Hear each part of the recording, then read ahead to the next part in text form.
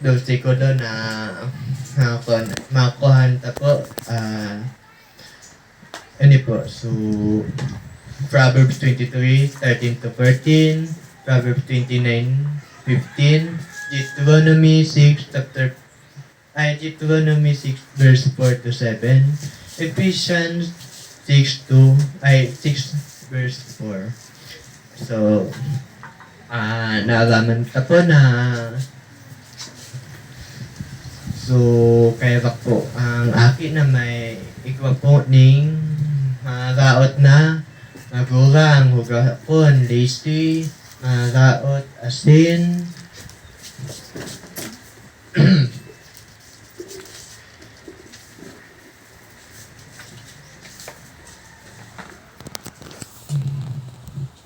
ay, lazy or weak parents. So, basta po, may tulupig din pangapudan. So, inutunta po ang matandang,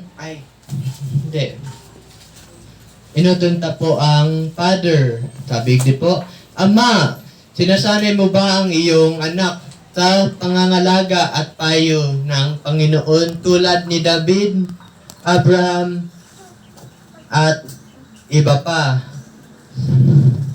So, sapagkat ako'y anak sa aking ama, malumani at bugtong at paningin ng aking ama. So, sabi ko, so, Father, do you train your children in the nurture and admonition of the Lord like David, Abraham, and others? So, mga ama po na nagsasanay na po nindang sa indong aki sa pangangalaga at payo ng Panginoon, awag na po ni David at Abraham. Sabi po, buksan po sa Proverbs 4, verse 3-4. Sabi, at tinuruan niya ako at nagsabi sa akin, pigilan ng iyong puso ang aking mga salita. Ingatan mo ang aking mga utos at mabuhay ka. Sa Genesis 18 verse 19, sapagkat siya'y aking kinilala upang siya'y mag-utos sa kanyang mga anak at sa kanyang sangbayan pagkamatay niya, na maingatan nila ang daan ng Panginoon, na gumagawa ng kabanalan at kahatulan upang padatnin ng Panginoon kay Abraham ang kanyang ipinangako tungkol sa kanya. So, yan po. So, mga ama daw po, sanay daw po nindo ang tindong mga aki. Tukdaan po nindo siya. So, tukdaan mo po siya. Kang payo kang Panginoon, agad po ni David as in ni Abraham. Daw po, tamilitam, iga pong konsekwensya kapag data po kinipo. Ang konsekwensya daw po kapag neglikta sa indong mga aki is anuman rason magdudulot ng problema sa mga henerasyon. Malamang po, so kapag dahil nindo po tinukda ng tendong aki, madakula po ang aki na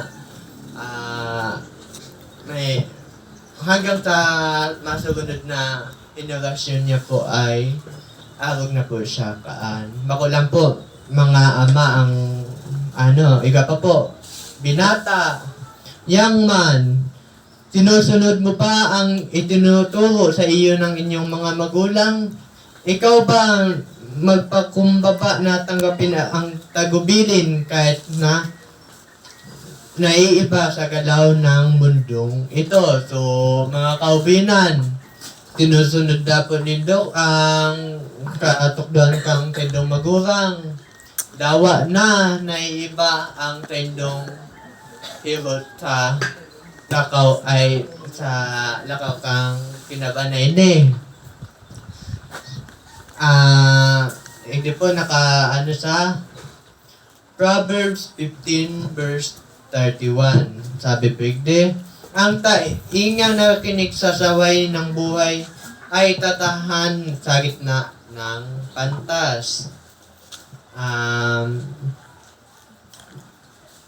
Deuteronomy 4 verse 5 to 10. Sabi po, narito aking tinuruan kayo ng palatuntunan at ng mga katulan na gaya ng iniutos sa akin ng Panginoon kong Diyos upang inyong gawin gayon sa gitna ng lupain na iyong paruroonan upang ariin.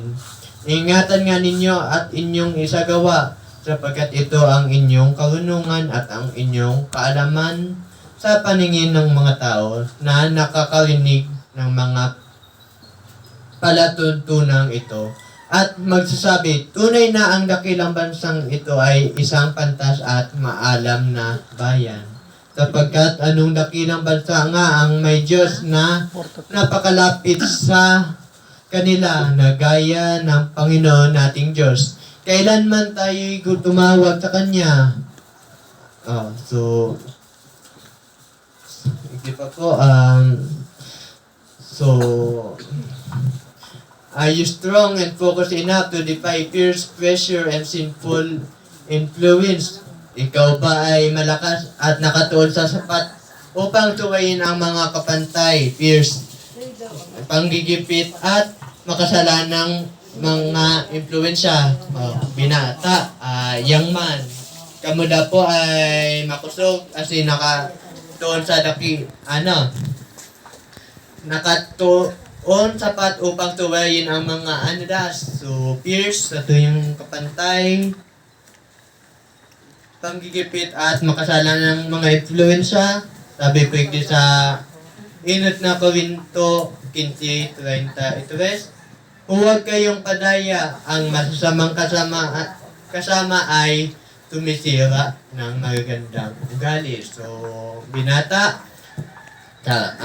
taida po kamo magpadaya. Daw po, ang masasamang kasama ay nakasira ng magagandang ugali. Kahit na mabait ka po, pero ang iyong kasama, ang nakikita sa iyong mga kasama ay masira, ang tingin na rin sa iyo ng nakapalibot sa iyo ay masama na rin na raot. So, mga binata, dahil po kamo, young man, dahil po kamo magpadaya. So, ako lang po yan, matatandang lalaki. Ito mga gulangan. So, bakong ama po is matatandang lalaki. Kung mayroon kang mga dakilang magulang na nagturo sa iyo ng takot sa Panginoon, so, kung igada po kamong magulang na nagtukdo sa imo sa pagkatakot sa Panginoon, nagdalas sa imo sa simbahan, and honor them. So, i-honor mo na sila. As in, pasalamatan ng Diyos para sa kanila. Magpasalamatan mo na po ang Diyos na nagtao sa imo. Nagtao ning ako ka na magulang. So, pasalamatan mo po ang Diyos para sa imong magulang. Kung wala kayong gayon, kung may da po kang magulang na nagdala sa imo, nagtukdo sa imo kang pagkatakot sa Diyos, kung gayon, kailangan mong humingi ng tulong. Magagada po ning tabang sa Diyos. Anong ihagad nitong tabang? At mas masikap na matutunan ang mahalagang mga bagay na hindi mo natutunan ng bata ka pa. So, magagad ka na po as in, sikapan mo na manudan. So, mga mahalagang bagay na dahil sa imo na itukdokan sa imong magulang.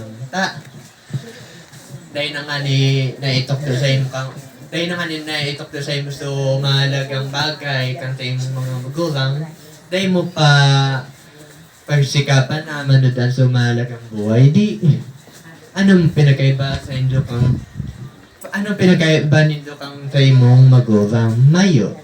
So, inabog mo lang sa imong magulang na sa imong nagtukdo sa pagkatakot kang Diyos. So,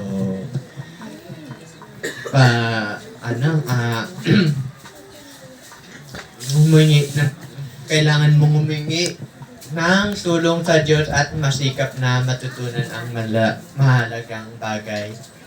Mga bagay na hindi mo natutunan ng bata ka pa. So, ang ultimate crown ng chain of glory ay nakareserba sa heaven, sa langit po ay para lang po ini sa mga taong tiniis ang tukso at nagpatuloy ang buhay na may kabutihan ayon sa tinutukoy ni Jesucristo at ng apostol. So, tinukoy po ni Jesus Christ as din kang apostol sa inot na Korinto 9:25. Sabi pa at ang bawat tao ay nakikipaglaban, nakikipagwaka tapos sinda sa mga palaruan ay magpagtigil sa lahat ng mga bagay. Ginagawa nga nila ito upang masipagtamo ng isang putong na may pagkasira. Ngunit tayo'y niyaong walang pagkasira. Ayan. Inat na Korinto 9.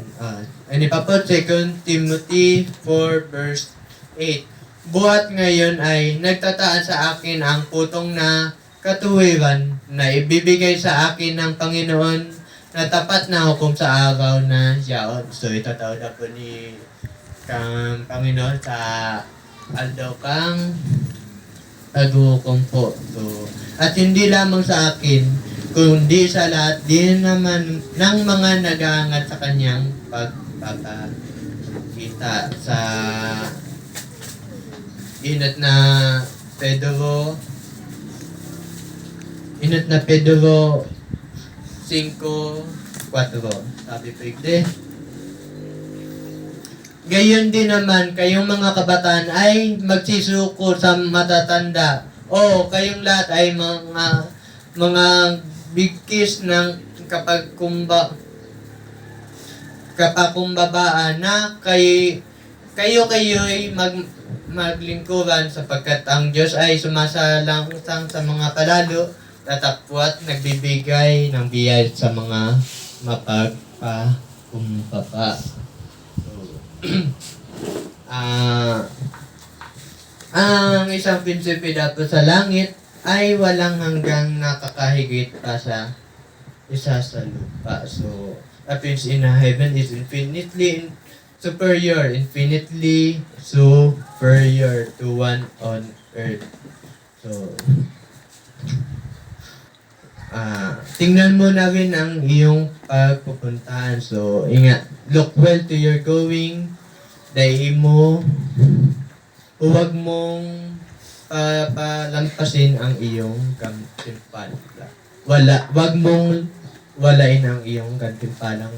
So, dahil din daw, mag-ingat po kamo sa indong lakaw, tanganing, dahil dahil daw mamis sa indong reward. Sabi ito sa ikalawang 1:8 sabi mag-ingat kayo sa inyong sarili upang huwag ninyong iwala ang mga bagay na aming pinagpapagalan, kundi upang tanggapin ninyo isang lubos na kagantihan. So, mag-ingat na po kita sa tuyang padudumanan, tanganing.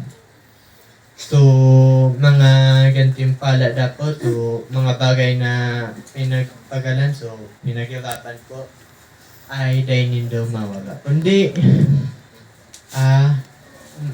matanggap nindo sa aldaw na pag-wisdom. So,